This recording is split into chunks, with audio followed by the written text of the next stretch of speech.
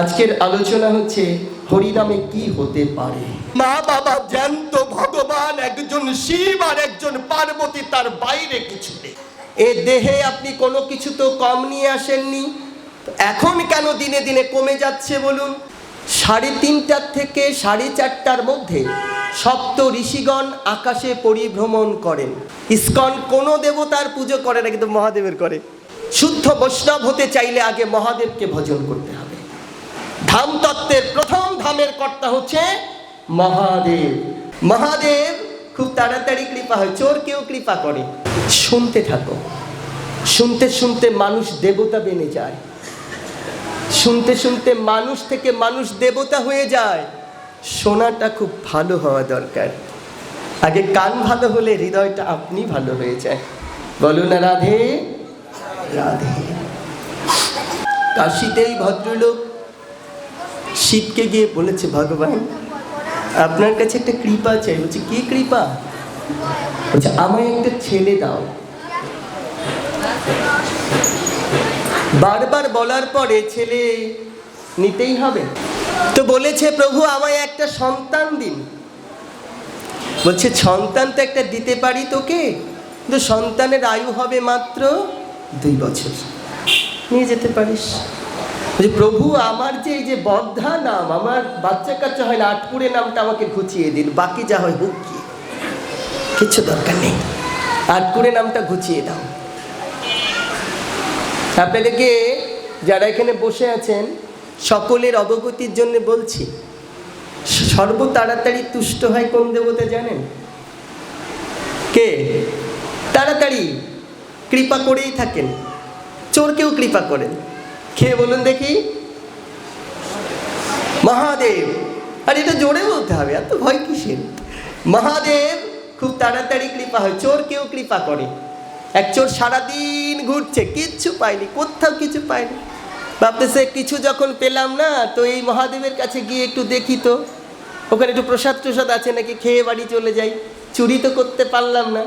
গিয়ে দেখছে মহাদেবের কাছে কিছু নাই, চলে যাচ্ছে। বলছে মহাদেব তুমি আজকে কোনো কৃপা করলে না, চলে যাচ্ছে। হঠাৎ কিভাবে ঘন্টাটা ঠং করে বেজে উঠছে। বলে আরে একটা ঘন্টা তো আছে, এটা চুরি করে নিয়ে চলে যায়, এটা চুরি করে নিয়ে চলে যায়, তাতেও তো লাভ। একটা ঘন্টা পেয়েছি, চুরি করে নিয়ে বিক্রি করে দেব, তাতে লাভ হয়ে যাবে। চোর হলাম আর চুরিও করলাম। কারটা চুরি করছে তা কিন্তু ওর মনে নেই, ও জানে আমি চুরি করতে হবে, এটা আমার কর্ম। প্রথম গিয়ে চেষ্টা করলো, উঠতে পারছে না। তারপরে মহাদেবের হাতে ত্রিশূল, তাকে উঠাতে চেষ্টা করলো, উঠতে পারছে না। বলছে মহাদেব তুমি কি আমায় দেবে না? দাও না মহাদেব। মহাদেবকে গিয়ে মুছে দিচ্ছে, মহাদেব তোমায় গাটা মুছে দিচ্ছি, তুমি তোমার এই ঘন্টাটা দিয়ে দাও। মহাদেব কি তাই দেয়? মহাদেব দেখছে ও কি করে। বলে মহাদেব তোমার পায়ে পড়ি। এই যে পায়ে পড়ি বলে যে পাতে হাত দিয়েছে, মহাদেব তৎক্ষণাৎ কৃপা করেছে। সঙ্গে সঙ্গে পায়ে পড়ি বলে পায়ে হাত দিয়েছি, সঙ্গে সঙ্গে কৃপা। এবার ওর চেঞ্জ হয়েছে, মহাদেব তো আমার বাবা, তো ওর কাঁধে উঠে আমি ঘন্টা পারি না কেন? মহাদেব তো আমার বাবা, আমি কাঁধে উঠে আমার বাবার কাঁধে আমি উঠতে পারি না। ও প্রথম যে উড়ুতে পাড়া দিল, পাড়া দিয়ে ঘাড়ে পাড়া দিয়ে দেখে পাচ্ছি না রে, এরপরে ঘাড়ের এইখানে পাড়া দিয়ে ঘন্টাটা নামিয়ে নিয়ে আসলো। যেই নেমে ঘন্টা নিয়ে দাঁড়িয়েছে, ওই মহাদেব প্রকটিত হয়েছে। বলো বৎস কি চাও, কি চাও বলো, চাও কি চাই? বলছে আমি ঘন্টা চুরি করেছি, আমি কিছু চাই না, আমাকে কিছু কৃপা করুন, আমি এই ঘন্টাটা নিলেই খুশি। বলো না না তুই যা চাবি তাই পাই। বলে আমি কিচ্ছু চাই না, আমি শুধু ঘন্টাটা, যে বললো তোকে কৃপা করলাম আর কোনোদিন তো চুরি করতে হবে না। আমরা যারা যারা কৃষ্ণ ভক্ত আছেন, শুদ্ধ বৈষ্ণব হতে চাইলে আগে মহাদেবকে ভজন করতে হবে। ধাম তত্ত্বের প্রথম ধামের কর্তা হচ্ছে মহাদেব। বলো ভগবান মহাদেব কি জয় হোক। মহাদেবকে আগে যদি সন্তুষ্ট না করতে পারেন, গোবিন্দ সন্তুষ্ট হবে না। ধাম তত্ত্বে প্রথম মহাদেবকে পুজো করতে হবে। ইসকন কোনো দেবতার পুজো করে না, কিন্তু মহাদেবের করে। কোনো দেবতার পুজো করবে না ইসকন, শুধু ভগবানের পুজো করে। তারাও মহাদেবের পুজো করে, মহাদেবের পুজো করতে হবে। তো এই মহাদেবের কাছে গিয়ে চেয়েছে আমার একটা পুত্র দাও। মহাদেব তাকে বলেছে 2 বছর থাকবে তোমার পুত্রের আয়ু, আমি দিয়ে দিলাম। পুত্র তো হয়ে গেল। পুত্র হবার পরও মনে মনে বুদ্ধি করেছে 2 বছরই তো বাঁচবে। তো এইখানে এই ঘাটে যারা যারা স্নান করতে আসবে তারা দেখুক আমি আটকুড়ে নই, আমার পুত্র লাভ করেছি। পুত্রকে নিয়ে গিয়ে বলছে তুইও প্রণাম করবি, আমিও প্রণাম, তুইও প্রণাম করবি, আমিও প্রণাম করব। তো উনিও প্রণাম করছে, পুত্রও প্রণাম করছে। আপনারা জেনে থাকুন 3:30 থেকে 4:30 মধ্যে সপ্ত ঋষিগণ আকাশে পরিভ্রমণ করেন। সিদ্ধান্ত আছে আপনি 3:30টায় ঘুম থেকে উঠে স্নান শেষ করে গোবিন্দ পুজো দিয়ে হাতে জপের মালা নিয়ে খোলা আকাশের নিচে হরিনাম জপ করুন।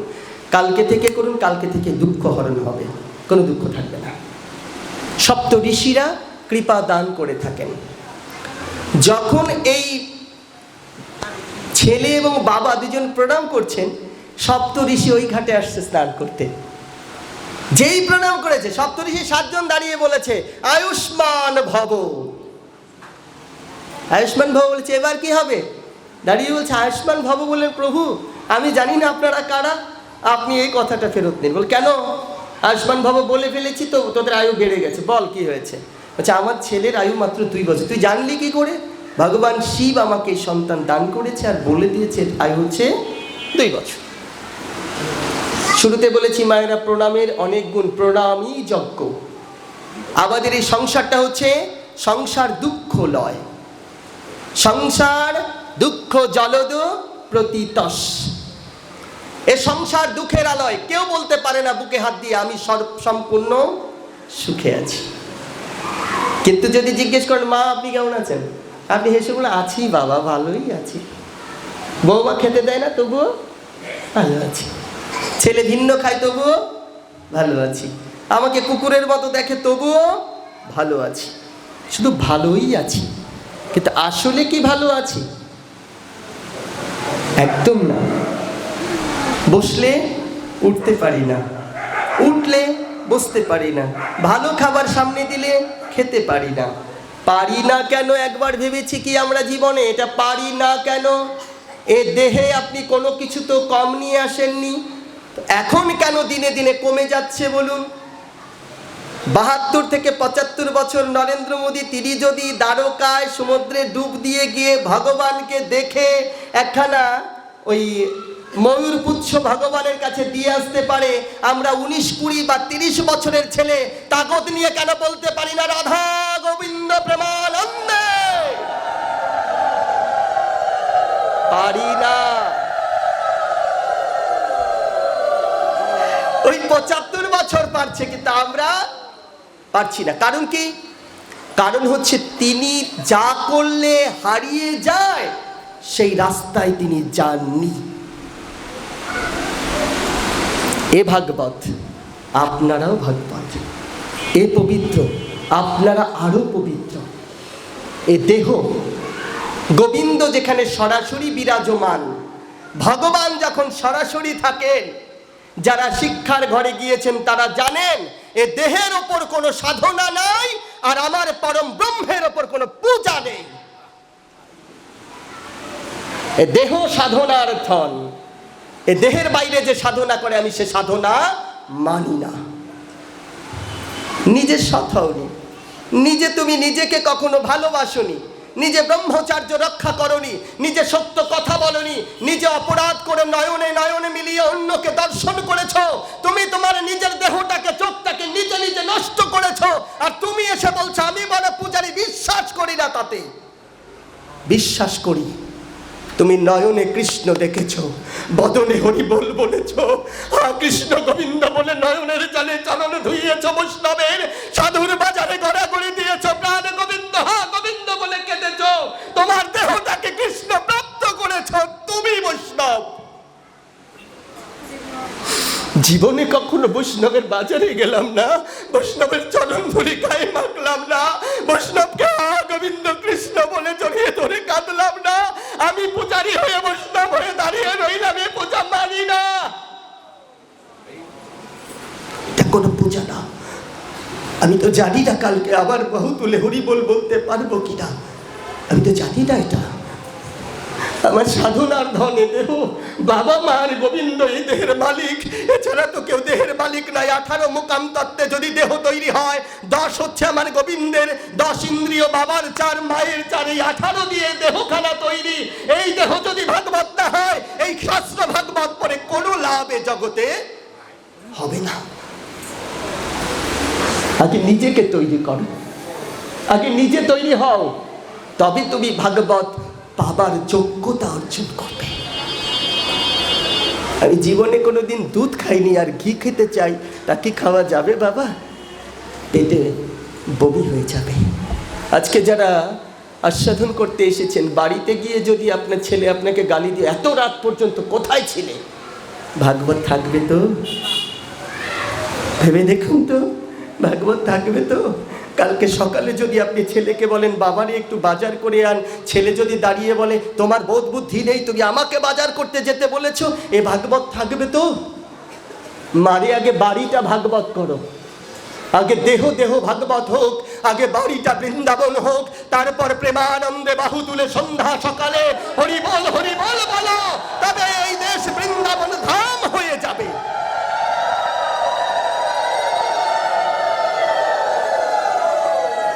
মাতা ভাগবত, পিতা ভাগবত, তারপর আমার দেহটা ভাগবত। যে দেশে রামচন্দ্র ভগবান বনবাসে গেলেন, সেই দেশে আমরা দাঁড়িয়ে মাকে বৃদ্ধাশ্রমে দেই, আমরা কি মানুষ? যে দেশে রামচন্দ্র ভগবান বনবাসে গেলেন, সেই দেশে দাঁড়িয়ে আমরা মাকে বৃদ্ধাশ্রমে দেই। মা আজকে এই ছেলের কাছে 2 দিন খায়, তো অন্য ছেলের কাছে 2 দিন খায়। মাকে ভাগ করা হয়, বাবাকে ভাগ করা হয়। যে মা গর্ভে ধারণ করে 10 মাস 10 দিন কষ্ট ভোগ করেছে, সেই মাকে ভাগ করে দেয়। সেই মাকে দেখতে হয় তার সন্তানেরা ভিন্ন হয়েছে, সেই মাকে দেখতে হয় ছেলে তার বাবাকে মারছে, সেই মাকে দেখতে হয় যে ছেলে তার মাকে ঘাট ধরে ঘর থেকে বের করে দিয়েছে। এই সমাজ থাকা অবস্থায় কোনো ভাগবত হতে পারে না।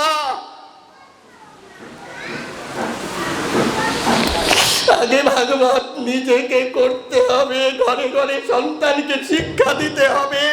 মা বাবা জ্যান্ত ভগবান, একজন শিব আর একজন পার্বতী, তার বাইরে কিছু নেই। তবে ভাগবত মা, মায়েরা ভালো জানবেন, আপনারা ভালো জানেন, আপনাদের 3 মাসের সময় পেটে আগুন জ্বলে ওঠেনি, 4 মাসের সময় আপনাদের অ্যাসিডিটি, আগুনের জন্য আপনারা বমি করেছেন, কতদিন? 2 মাস থেকে শুরু হয়েছে, করেননি। আমি বিশ্বাস করি যতদিন একজন মায়ের চোখের জল ছেলের যন্ত্রণায় পড়বে, ততদিন ভাগবতের কোনো কাজ হবে না।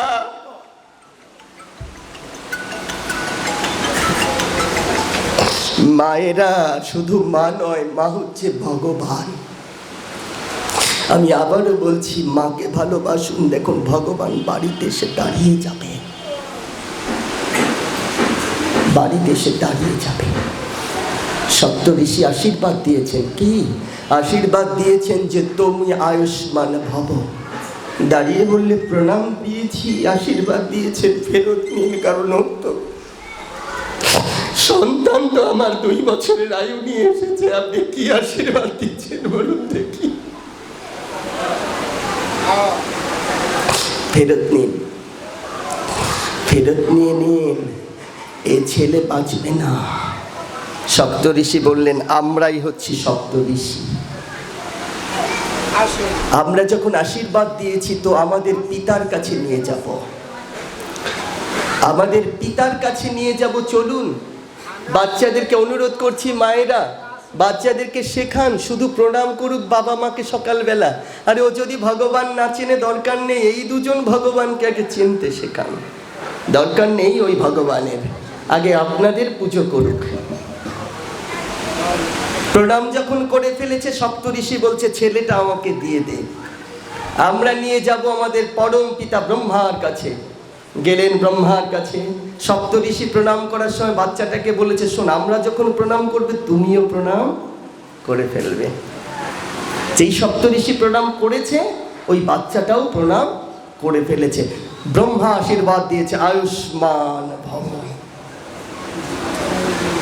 সপ্তঋষি দাঁড়িয়ে বলেছে, বাবা আশীর্বাদ তো দিলেন, এ ছেলের তো আয়ু 2 বছর। আচ্ছা, আমি ব্রহ্মা আশীর্বাদ দিয়েছি, আয়ু 2 বছর কি করে হয়? চলো কোথায় সমস্যা দেখি। বলে, ভগবান শিব মাত্র 2 বছর আয়ু দিয়ে কে পাঠিয়েছে। চলো, পেছনে সপ্তঋষির সামনে পরম পিতা ব্রহ্মা, তার পেছনেই বাচ্চাটা চলে গেছেন। চলে গিয়ে প্রণাম করেছেন ভগবান শিবকে। যেই প্রণাম করেছেন উনি তৎক্ষণাৎ উঠে বলছে, সপ্তঋষি ব্রহ্মা তোমাদের এবং সাথে যারা আছে সকলকে আশীর্বাদ দান করছে, আয়ুষ্মান ভব। আয়ুষ্মান ভব যেই এটা বলে দিয়েছে মা, আর কোথায় যাবে? দাঁড়িয়ে ব্রহ্মা বলছে, ক্ষমা করবেন মহাদেব, আপনি এই ছেলেটাকে মাত্র 2 বছরের আয়ু দিয়েছেন, আপনি তো আয়ুষ্মান ভব বললেন, এখন কি হবে? বলে, দেখো, যখন বলে ফেলেছে আয়ুষ্মান ভব, ওকে আমার কাছে রেখে যাও। আজকের আলোচনা হচ্ছে হরিনামে কি হতে পারে, গুরু কৃপা হলে কি হতে পারে। এটা হচ্ছে আজকের আলোচনার প্রতিপাদ্য বিষয়। গুরু কি, হরি নামের মাহাত্ম্য কি, এবং হরিনাম করতে করতে কোথায় পৌঁছে যাওয়া যায়। কালকের আলোচনার বিষয়টা একটু ভিন্ন হবে, গোপী প্রেম। শেষের দিনের আলোচনা বন্ধন, কারণ আমাদের সেই দিন অধিবাস হবে না। আমরা গোবিন্দকে গোপালকে এনে বেঁধে রেখে যাব, যতদিন অনুষ্ঠান শেষ না হয় তুই বাধা থাকে কানে। প্রেম সে বলো রাধে রাধে। আশীর্বাদ পেয়ে গেলেন ছেলেটা, ভগবান শিব ছেলেটাকে রেখে দিলেন। রেখে দিয়ে বললেন, তোমরা চলে যাও। ছেলেটাকে কি বললেন? আর কিছু তোমার কর্ম নেই, তোমার কর্ম শুধু হরির নাম জপ করা। কত সহজ পন্থা দেখেছেন মা? কে কে মালা জপ করেন? মালা জপ কে কে করি আমরা? রাধে রাধে। এত মানুষ, এত ভক্ত মালা জপ করে। হরে কৃষ্ণা। আপনারা আবার আমার প্রণাম গ্রহণ করুন। রাধে রাধে। চলুন, হরিনাম করো, আর কিছু করতে হবে না। বাচ্চাটা হরিনাম করে, হরিনাম করে যাচ্ছে। 6 মাস পরে বাচ্চাটার আয়ু বেলা শেষ হয়েছে। যমরাজ এসে গেটে দাঁড়িয়ে গেছে। শিব তো ধ্যানে আছেন, তাকিয়ে আছে, কখন তাকাবে, একটু তাকালেই বলে দেব, একটু তাকালেই বলে দেবো যে ছেলেটা আমাকে দিয়ে দাও। তাকাচ্ছে না, তাকাচ্ছে না। যখন তাকিয়েছে, বলছে, প্রভু যমরাজ তুমি এখানে কেন? বলছে, যে আপনার কাছে যে ছেলেটা আছে ওর তো 2 বছরের আয়ু বেলা, ওটা শেষ হয়ে গেছে। বলছে, দাঁড়াও, তুমি কি 2 বছর বোঝো যমরাজ? বলুন দেখি, ভগবান শিব যদি বলে যমরাজকে তুই 2 বছর বোঝো, যমরাজের আর উপায় আছে? বলছে, হ্যাঁ 2 বছর তো 365 যা হয় তাই। বলছে, না, এটা ওই 2 বছর নয়, এটা হচ্ছে মন্বন্তরের 2 বছর। ব্রহ্মা 10 বার জন্মাবে, 10 বার মরবে, তারপরে এই ছেলে জীবিত থাকবে। দেখেছেন?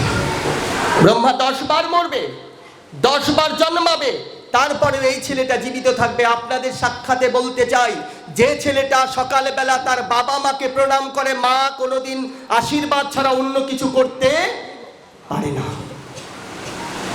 মা কিচ্ছু জানে না, আয়ুষ্মান ভব মা বলতে পারে না। মা শুধু বলেছে বেঁচে থাক। জমের বাবার ক্ষমতা নেই ওই মা বেঁচে থাকতে ওই ছেলেকে তুলে নিয়ে যেতে পারে।